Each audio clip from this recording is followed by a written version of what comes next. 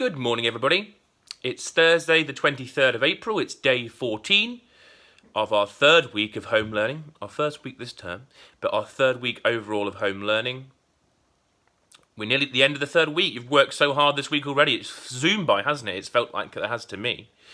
I've enjoyed seeing some of your work so far. It looks like you've got on really well with the poem from Tuesday, which is a little bit tricky, but it took you some extra time just to complete. If you'd like to spend any more time on that over the next day or so, that's fine as well, because that's one of your submitted pieces along with your performance tomorrow. Well done to everybody for My Maths and Spelling Frame. We continue to be the rising stars, as always, in the school. You've been absolutely fantastic about how people have been determined not just to be happy with 60 or 70%. You've tried it again in your second and third attempt, so well done for that. Fantastic. Now, I'm looking forward to speaking to some of your parents today. I've got a few parent consultations to do over the phone. So other parents who I'm not speaking to, you may need to be slightly patient if you've got an email request. I might not be as quick and as forthcoming over the next few days as responding. I've got a number of parents to catch up with on the phone, so that's what most of my next few days is going to be involving. So please just be patient. I'll try and get back as quick as I can, as I always do. If you've got any questions or queries. I'm looking forward to seeing the projects tomorrow. I've heard lots of good things. Not saw so many good things yet. Not many things been sent to me, which is fine, because it's all due in for tomorrow. I'll be interested to see how your maps are looking, particularly if those of you are going on a journey who could start creating some interesting grid references, or maybe a description with the north, south, east, west, and your kilometre measurements to see how interesting your journey or your run or your walk may have been. I'm looking forward to seeing your keys and all your different things on your map as well. Well, let's have a look at what we're doing today to start with. So you've got, on Spelling Frame today, we're looking at the Year 5-6 word list. We're moving on to the letters O and P. Mrs. Bassett's group, you're looking at ways of budgeting, ways of buying, and that's on the back of your budgeting work yesterday. You're allowed to use a calculator on that, but I actually think you could work those out. It's to do with percentages and things like that. And looking at interest and how monthly instalments, it's like definitely a year 7 thing. So do look at that. You're allowed to use a calculator, but I would recommend trying it without to start with. Mrs. Fox's group, you're looking at telling the time. Your first 10 questions are quick fire ones about the world we live in. You've got to choose the right unit of measure. So, for example, how long does it take for Mr. Flowers to eat a cake? Is it minutes, seconds, hours, days, years? Well, we know it's seconds. So you've got to choose those different things like that. So have a look carefully. And Mr. Flowers' group, you're looking at money problems. You're looking at a shop. There's a shop online there for you where you have to work out the change from certain buys and things like that. It's quite good fun. Activity 4, we're looking at idioms, guys. Now, idioms are not something we've looked at before in detail, to be honest with you. Let's drag it up there, Mr. F. Activity 4, idioms. An idiom is a common word or phrase which means something different from its literal meaning, but can be understood because of its popular use. Like sayings. Let's have a look if you've heard of, like, idioms mean sayings a little bit. Beat around the bush. Now, the meaning of that is avoid saying what you mean, usually because it's uncomfortable.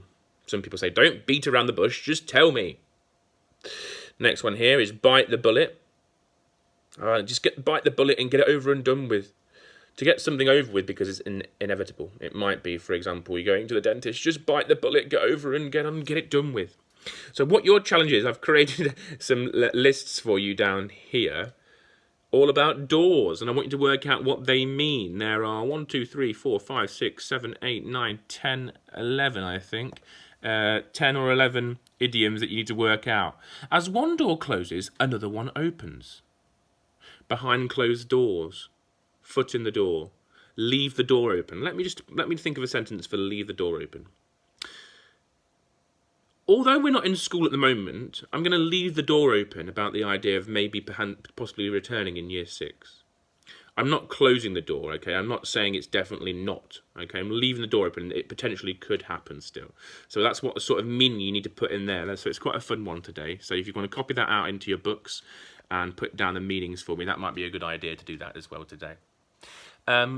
Projects continuing. Reading. Let's make sure we are doing our reading. We're keeping it going because that's got to be submitted tomorrow for your 5 daily reading activities. So make sure you've done that. And a book review, those people who have not sent me a book review yet, I'd really like to see one off you now in the 3rd week. I think that's pretty reasonable. So looking forward to seeing some people with those tomorrow for some extra house points, because of course it becomes around and we're looking forward already to the House Cup, to the awards and already things like that, the Head Teachers Award on a Friday. Other than that, on the website, I want to show you quickly that I've put up some bits from Mrs. Dieppe for French. Mrs. Dieppe has sent me some documents. We've got she's done a couple of stories, audio stories for you in French. Little Red Riding Hood story in French. La Petite Elephante with audio as well. And some French word wall resources. I'd like you to perhaps give a chance, if you want to, in the next few days, spend a good half an hour looking through those when you've got some time. If you want to drop down a target time for once for this week, you could spend some time looking at French. I think that's nice because she's made such a fantastic effort. Have a look at the Little Red Riding Hood story. These are all made by Mrs. Dieppe. Le Petit Chaperon Rouge, Little Red Riding Hood. Il était une fois une petite fille. So you can see there, she's gone through different things. Oh, I can't stop it. Le Petit Chaperon. So have a look on the website. I think you could do a nice French push for the next couple of days and maybe spend half an hour doing that and let her know or let me know how you're getting on with it. So if you want to drop target time or something like that, that's fine for a day. Just so you can get that real wide burst of those different activities and subjects that we're doing. Other than that, guys, that's it. Look out for the quiz at 12 o'clock. Look forward to speaking to some of your parents today.